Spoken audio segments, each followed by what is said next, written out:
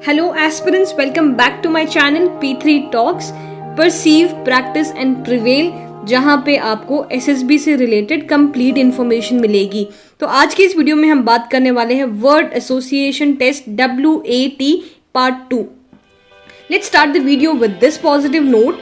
You will never go broke from investing in yourself. So friends, सबसे अच्छा investment जो आप कर सकते हैं वो आप खुद में करिए ताकि आप अपनी पर्सनैलिटी को इम्प्रूव करें एंड ये जो SSB है ये आपके लिए बहुत ही आसान हो जाए।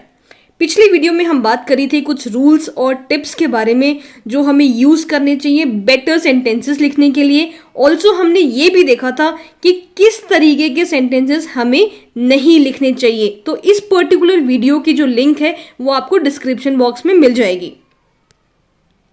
तो आज हम देखने वाले हैं कैसे रिस्पॉन्सेस हमें लिखने हैं। We are suppose to write observational responses in WAT। Observational responses क्या होते हैं? ऐसे रिस्पॉन्सेस जो एक कैंडिडेट की पर्सनैलिटी को उभार के लेके आता है।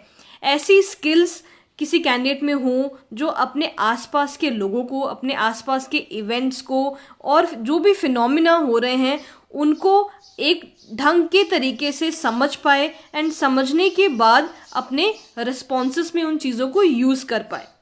Okay, now we are going to see few examples and examples के थ्रू हम ये देखेंगे कि क्या सही तरीका है ऑब्जर्वेशनल रिस्पॉन्सेस लिखने का। और वीडियो के एंड में आपको कुछ टिप्स और ट्रिक्स मिलेंगी कि कैसे कम समय में आपने 15 सेकंड के टाइम में कैसे आप ऑब्जर्वेशनल सेंटेंसेस को आसानी से लिख सकते हैं। Let's get started with the first example. तो पहला एग्जाम्पल है हैप्पी।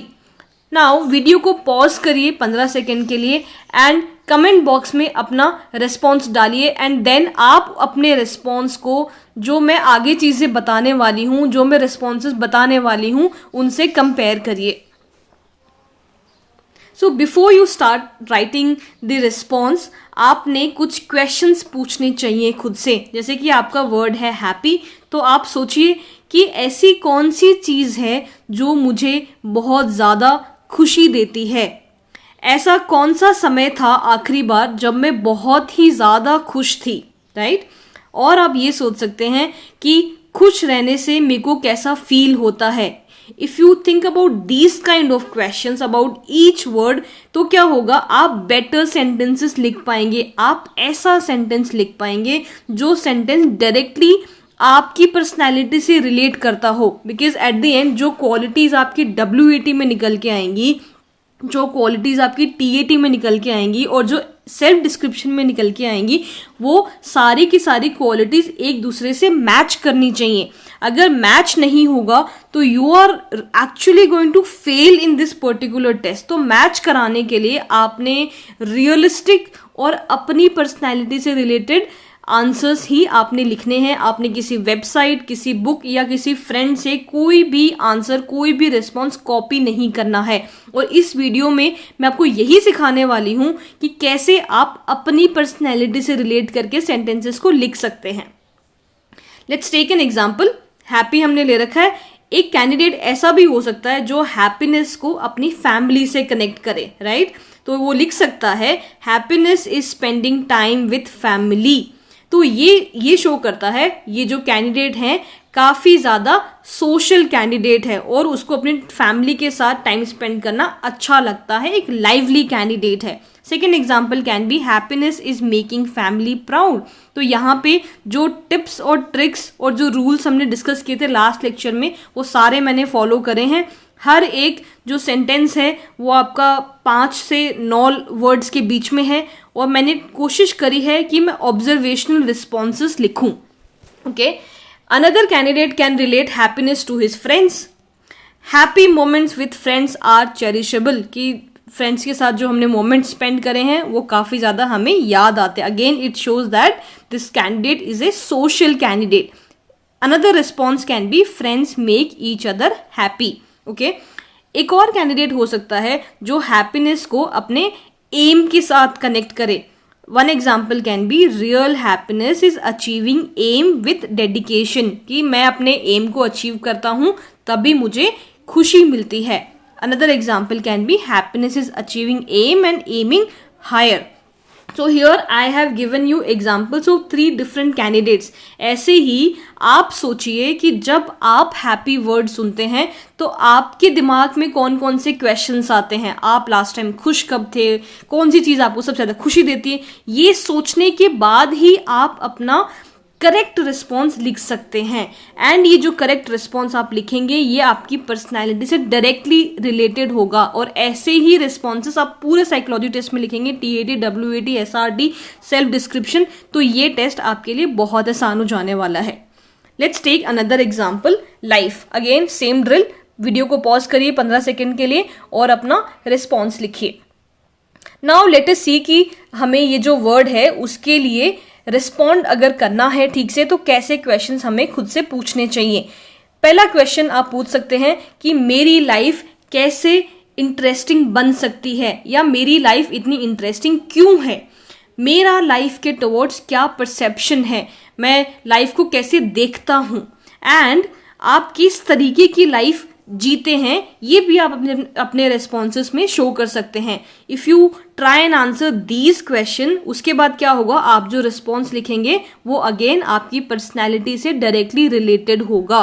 एग्जाम्पल लेते हैं, they can be one candidate जो अपनी लाइफ को फैमिली और फ्रेंड से कनेक्ट करता है. वो कहता है, first example, life is full of Joy around friends and family. Again this is a social person जो अपनी लाइफ को बहुत ही खुश मिजाज तरीके से जीता है अपने फ्रेंड्स और फैमिली के साथ. Second, life becomes more interesting with friends, same thing.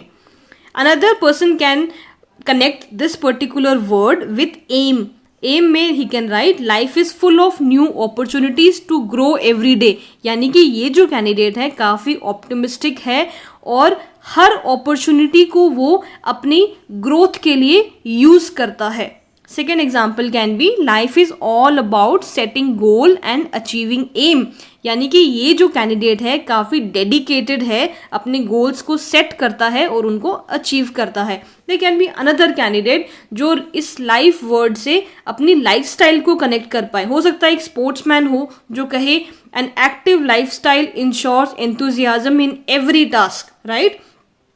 Second, you could have connected it with Indian Army. Indian Army gives a life full of adventure. तो इसी तरीके से अगर आप हर एक वर्ड के ऊपर थोड़ा सा टाइम स्पेंड करेंगे and then you actually see कि आप कैसे इस पर्टिकुलर वर्ड से एसोसिएटेड हैं. Let's see the next example, help. Again same drill, video को पॉज करिए और आप अपना रिस्पॉन्स कमेंट बॉक्स में लिखिए and then compare with the responses I am going to give you. आपने क्या क्या क्वेश्चंस पूछने हैं हेल्प वर्ड को सुनने के बाद. First can be, do you help others, क्या आप दूसरों की मदद करते हैं, एंड दूसरों की मदद करने के बाद आपको कैसी फीलिंग होती है, एंड ऐसी कौन सी चीज़ें हैं जो आपकी पर्सनालिटी को इम्प्रूव करने के लिए आपकी हेल्प करती हैं. इन क्वेश्चंस का अगर आप आंसर करते हैं तो आप ऐसे सेंटेंसेस लिख पाएंगे जो डायरेक्टली आपकी पर्सनालिटी से रिलेटेड हो. Let's see an example. There can be a candidate जो हेल्प को फैमिली और फ्रेंड से कनेक्ट करता है.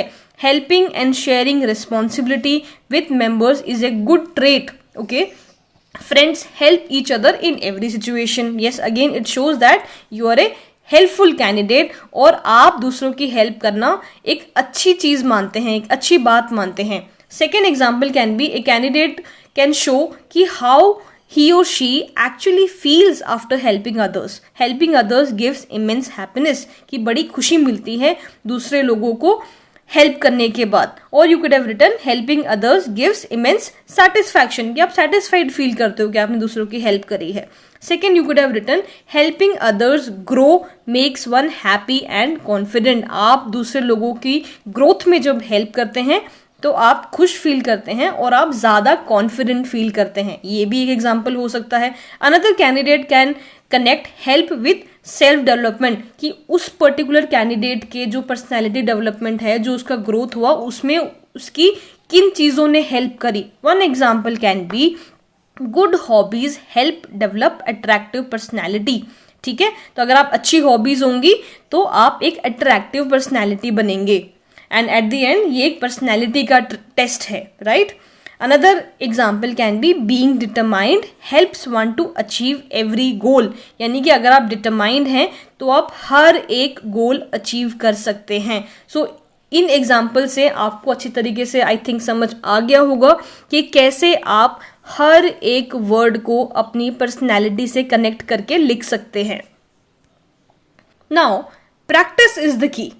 अगर आप अपनी WAT में हर एक वर्ड को अपनी पर्सनैलिटी से रिलेट करके लिखना चाहते हैं तो थोड़ा सा आपको प्रैक्टिस करना ही पड़ेगा. आपको हर वर्ड के बारे में सोचना पड़ेगा कि मैं इसके बारे में क्या सोचता हूँ, कैसे मैं इसके साथ एसोशिएट करता हूँ, क्या मैं इसके बारे में फील करता हूँ, and then only you will be able to write ऐसे सेंटेंसेस जो आपकी पर्सनैलिटी से डायरेक्टली रिलेट होते हैं. आप प्रैक्टिस करिए. 4-5 दिन आपको ज़्यादा टाइम लगेगा. हो सकता है 1 घंटे में आप सिर्फ 15 ही वर्ड्स लिख पाएँ, but that is fine. Once you have practice 100 to 200 words, उसके बाद जब आप वर्ड्स लिखेंगे तो you will get use to this thinking process. जैसे ही आपको आदत पड़ जाएगी इस थिंकिंग प्रोसेस की तो आप आराम से 15 सेकेंड में अपने हर एक वर्ड का रिस्पॉन्स लिख सकते हैं. नाउ एज प्रोमिस्ड लास्ट में हम कुछ टिप्स देखने वाले हैं कि कैसे आप अपने हर एक वर्ड को अपनी पर्सनैलिटी से रिलेट कर सकते हैं.